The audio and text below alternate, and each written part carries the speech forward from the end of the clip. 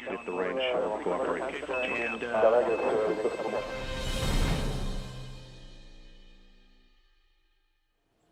Hello again, friends and loyal Wolfpack members. Chaos Wolf here, and welcome back to the Kerbal space program. You know what? After last episode's massive science dump that we went and spent, I'm feeling kind of like we can almost take on anything. Now, we do have a bunch of missions at the moment, and what we've got here is we've got one to go and put satellite in orbit, equatorial orbit around Kerbal. We've got another one for rescuing a Kerbal Naut in space. We've got test the twin bores, but what we're going to be launching next is pretty much going to be doing this, so that's going to be awesome. And we've also got place a satellite in specific orbit around Kerbal as well. So we've got two of those, I think. Yeah, we do.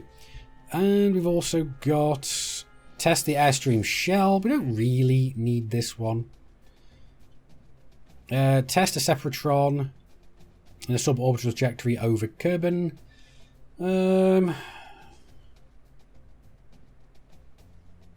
You know what, I'm actually going to go and remove this one because we don't need it. And we've got build a new orbital station around Minmus. So that's going to be interesting. So what do we have to do on this one? Put your station into orbit around Minmus. Build a station that has an antenna, has a docking port and can generate power. Yep, okay. Have a facility supporting at least 19 Kerbals. Wow. That's a lot of Kerbals. So I think this is going to be a long-term thing. Have a research lab on the station. 6,000 units of liquid fuel in the station. Okay. And maintain stability. Okay. So that's going to take a long time to go and do. We've also got another available mission. And we've got rescue another Kerbal from orbit. So I'm going to go and accept that one. And we can go and check, see where these Kerbals are. Now it looks to me, yep, they're both in almost the exact same orbit. So this is going to make things a little bit easier. And again, we've gone and failed, not exactly failed, but we cancelled that mission, so we've lost a little bit of money. That's fine. So let's leave here. Now, I have actually gone and made a vessel to actually go up and get these guys out from orbit.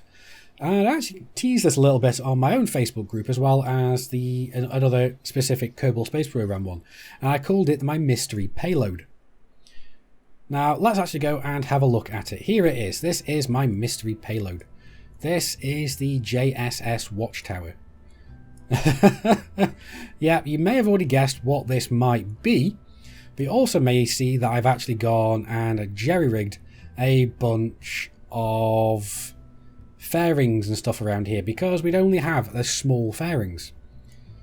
So yeah, there we go. We've actually got the start of our own little space station. Now there is something I realised that I did forget to go and put on here last time, and that's actually an antenna. We actually need to have communications back to Kerbal. Now the only question I've got is what antenna do we really want? Because this station is going to be around Kerbal. It's not going to go any further. So let's actually go and see. We've actually got, here we go. So we've got a bunch of antennas. We could just literally go and just slap that one on because that's all we really need. But I like the idea of having something a little bit more interesting looking. I mean, I like the idea of having this on there, but it just would look so out of place, really. I mean, maybe... No. I think we're going to go for one of these. And we're just going to go and attach it in a rather inconspicuous place. Let's just go and plonk it there. Because then at least we're going to have an antenna. We're going to be able to contact Kerbal, which is exactly what we need with a station like this. Because we are, well, it's basically just going to be up there generating science. Now we need to go and sort the crew out as well. We've got Valentina Kerman in the pilot's position, and we've got Rokal Kerman as the scientist. because we can only have 2 scientists up there at any one time. So, well, in this pod at least anyway. But what I do plan to do is actually go and send up extra parts at some later point once I have gone and gotten more tech. Because we've actually got a Clampertron Junior down here, so we can actually go and attach things on. We won't be able to transfer crew through there, but eventually this part may end up being superfluous. We may end up just replacing it. We'll just have to go and see. But with that Clampertron there, we can actually go and attach things onto it, and then potentially do something else with it. We can potentially just use it as a second, like a second startup station. We can potentially just send it over to the moon or something eventually. I don't know. We'll have to go and see how that would work. But either way, let's go and reattach these fairings. Because in order to do this, we just need to go take that off, reconnect it, and then we can set that all the way out. And believe it or not, these fairings, they do actually go and cover this thing quite well. And there we go. Look at that. That is awesome. It's like a giant horse pill. So yeah, that is great. So we're going to go save that again, just because we've gone and added the antenna on, which was a massive oversight for me last time, because I thought I had to go. I sent it into orbit, and I thought, you know what? Let's actually go and send some science back, and only to find out that I couldn't. The main downside to this is it is bloody expensive. So we're going to be doing a bunch of missions for a while after this, just to go and build back up our credit balance. So this is going to be interesting. So what we want to go and do now is we want to go and launch. And thankfully we do have these launch strut support things. So we can go and toggle SAS on and go and throttle up to max. Yes, I believe my staging is adequate. Yep, that's good enough. And what I'm going to go and do is just go and launch. And to start with, I am actually going to go and go over to our 5 degree. Now, thankfully, because of all these struts, this thing is extremely stable. It does judder a little bit, but that's not too bad. Now, I am actually going to go and throttle down again now, because I don't want to go and start using our fuel very inefficiently. So what I really don't want to do is I don't want to go and basically start pushing against the atmosphere here too hard. Because if we do that, we're going to be burning more fuel than we need to. Now as well, you can see we're actually listing a little bit further over to the side as well. Well, that's fine, but now we're actually going to start moving ever so slightly over to the 45 degrees. Now I've got to be careful with doing this because the ship does like to try and flip at this point, but until we start actually travelling in that direction a little more, and when the craft starts feeling a little bit more stable like it is now, there we go, it is now holding itself there. I'm not doing anything myself. So now we can go and see what our apoapsis is going to be. Now I want to get this to a good little margin over these so we can start coming back and trying to work to getting ourselves a rendezvous. So I think that is more than sufficient. So what we want to do now is we want to go and get ourselves into orbit. And in doing so, we also want to go and get just a touch on the other side over as well. There we go. That will do. Because the reason that we want to have a separate outside orbit here is so that we're not going to be travelling at roughly the same speed as these guys. Because if we do that, we're never ever going to catch them. And you know what? Let's actually just go and deploy the fairings as well. Because then we've actually got better RCS control. It is juddering around a little bit because this is actually, it's not exactly in the best of positions, but it'll do.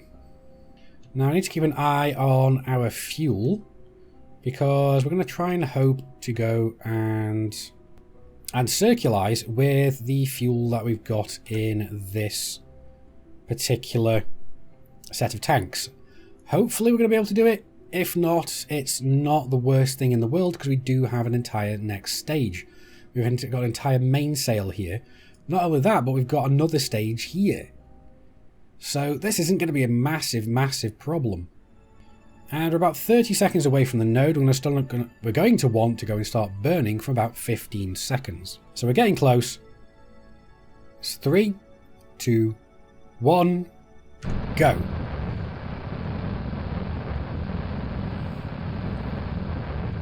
Yeah, we're not going to be able to circularize on this fuel itself, but we're going to get very close.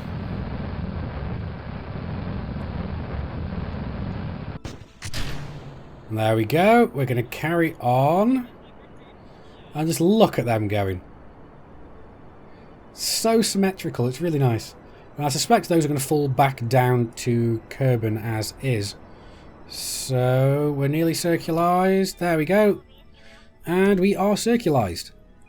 And yes, we are looking very, very nice here. So like I said, we're outside. We're on the outside track. So we're going to be traveling at a slower velocity around relative to these other Kerbal noughts. Now what we're going to want to do is work out which one of these is technically on the outside track, and that's this one. So we're going to go and set this one as a target. And we're going to go and want to go and get an encounter. And in order to do that, what we need to do is we need to go and intersect their orbit. There we go. As soon as we start getting these two turning up, what we need to do is start working on... There we go. Don't know what I did there. What I did is I right-clicked the node, and what you can see here is wait an additional orbit. So we can click that, and that brings it closer and closer. Because... There we go. Oh, actually, that's very nice and close. So what that does now is that means that... Actually, in fact... So let's expand the node. Yeah, that goes over. So let's leave it to there. And what we're going to need to do is just finagle these nodes. Try and make it so that we are going to go and intersect. Because they're getting very close to each other. Their separation currently is about 117 kilometers. But we can go and change that. And there we go. Look at that. Wow, 0.7 of a kilometer. That is awesome. Now, in order to do this, we're going to have to wait for 1 hour and 51 minutes. So that's going to be interesting. Now, let's go and point to our node. We're just going to have to get ready to go and burn when we need to. Now, considering that we've got so much fuel with us, we could theoretically go and send this craft over to orbit the moon. That might actually be an interesting idea. But right now we are locked on to our target node. Now all we've got to do is just wait until we get close enough to actually go and start burning. Now the burn is only a 3-second burn, so this is not going to be that much of a problem. Now I do wonder whether sending this... I do think that sending this station over to the moon is actually going to be a much better proposition. Just because we're going to be able to get so much more science from there. Yep, I think that actually might be an idea. And whilst we're warping around, we can actually go and see that we've actually gone and completed one of the missions. We've got the one for the twin bore, so that's awesome. So that's one mission complete. And just checking out our electric charge, we're doing good for that. Right now, we're only about 1 minute away from our node, so I'm actually going to go and quick save this because I don't want to risk screwing this up. We'll just speed this up a tiny little amount more until we get very close. Here we go. And we are going to go and do a full burn very soon. 3, 2, 1.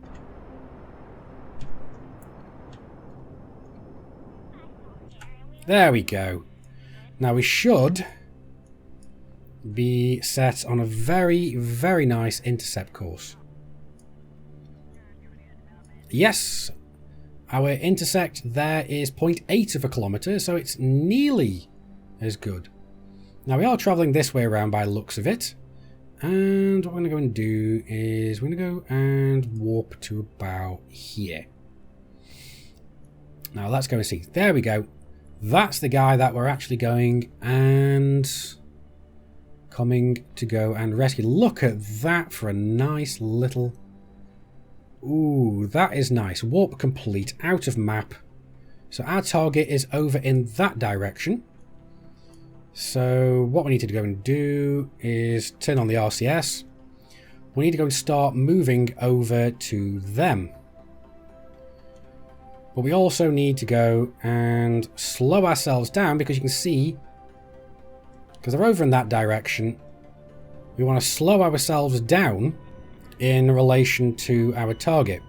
What we also want to go and have happen is we want to start moving towards them. But we're actually going a little bit too fast. So let's go and point retrograde. Because we need to be very careful now. We don't want to be going very fast in relation to them. So we want to slow this down. It's a little bit difficult to kind of home in on this at the moment because I don't know exactly where it is. We're roughly around where they are. But what we got to do is... There we go. We got to make it so that we're actually kind of just moving roughly around in their... what's it? Well, let me go and work this out, because we need to go and find the top of the station, which is that side. So let's roll that around. So that should... Yeah, that's right. That's dorsal now. So now I know what I'm doing. So they're over in this direction. We need to start going and moving over towards them, because we're currently moving directly away from them. So again, let's point retrograde to our target. So we're just going to get our speed down a lot. The second that starts going back up again... There we go. 1.1 meters. Now what we want to do is we actually want to go... Actually, let's keep an eye on our monopropellant because we're getting a little bit low. Let's turn that off, in fact. Let's just go prograde for the moment because we should be able to see where we're going very soon. Like I said, I don't want to use all the monopropellant. Now what I'm doing now is currently burning on the opposite side. Yes, I'm building my speed up, which is kind of an unfortunate side effect to what I'm currently trying to do. But there we go. Now I can go and point retrograde, again without the monopropellant if we can manage it. And what this will do is allow us to slow down in relation to the debris. Because we are still moving towards them at a fair clip and we don't want to go and smash into them if we can help it. In fact, we don't want to smash into them at all. Now, the main problem is that the debris that we're trying to go and get to is black.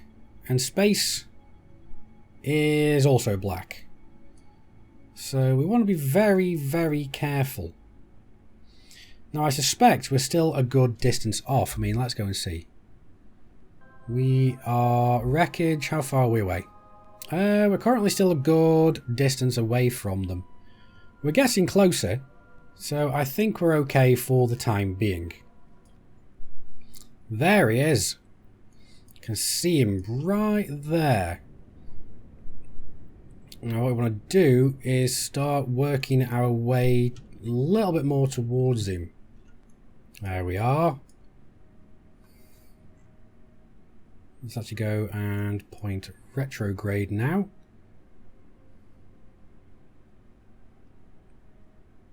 Now what we theoretically can do is actually just jump over here, because we can see where we are there. We can actually go and EVA, let go, turn on our RCS, and actually just go and make our way over. We don't need to get all the way there. There we go. I want to get it just so we can go and grab on. Whoa, whoa, whoa, whoa, whoa. Forgetting me buttons again. There we go. That's looking a little bit better. Now, hopefully, we're going to be able to grab on any second. There we go. We're grabbed and we're boarded. There we go. We've got a new passenger. That is awesome. So, what are you? You're a scientist. Awesome. So that's another scientist. That is epic. Now, we still have another here to go and get, basically go and, so let's go here, set as target. So we're still technically on the outside track, but we might have to speed this up a little bit. So we'll go and point prograde, because we're still a good way away. We need to go and basically just go and repeat, rinse and repeat all this over again. So what's our, what's it? Yeah, we don't want to go much lower, so we definitely want to go higher. Because if we go lower, we run the risk of hitting the atmosphere. And we've got metric buttload of fuel left, really. So let's go and raise that up a tad.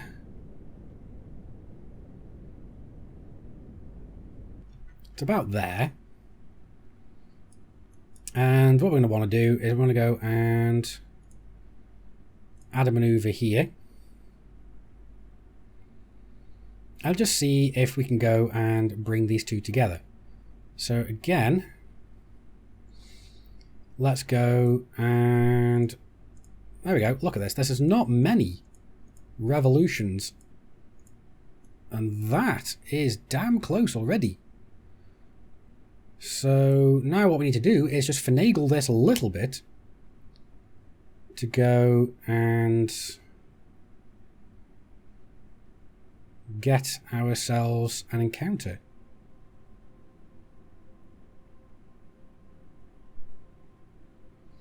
And the separation there is 4.6 kilometers. We want to get that a little bit better. And we've managed to get this one to 0.8 as well. So basically, we're just going to have to go and rinse and repeat and see if we can go and get this one as well. Right here, we've now just hit the 5-minute mark before we have to go and burn. Now, the burn is not going to be for very long, but I am actually just going to go and quickly quick save here. And then that's going to give me the time I need to go and point to our node. Now, as you can see, our target is actually off in that direction. We're probably still a good distance away, but all we need to do now is go and just get ourselves on to target there. Now we have got a couple of minutes left until we need to go, so I am actually going to speed this up again after I've quick saved yet again. Now the reason we weren't pointing at the node to begin with is because of our electric charge. It was going down. Now I do have a bunch of solar panels over on the main body up here that I could go and extend. The problem is that I don't want to risk. Here we go. That should be sufficient. Let's actually go and see what our rendezvous is. Intersect separation is okay. So maybe we might need. Oh wait a sec, that's the intersect we're after. 0.8 kilometers. That's perfect because that's where we want to go. That's not the one I was thinking of.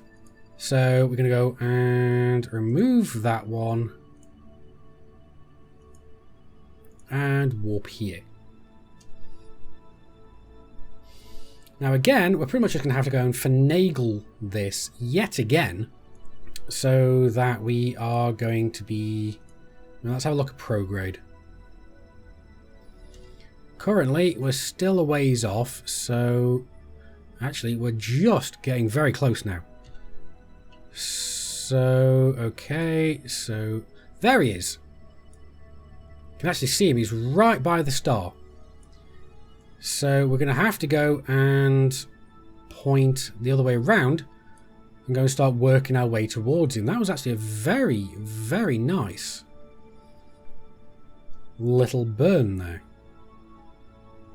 Now I've lost sight of him, but we know he's not that far away.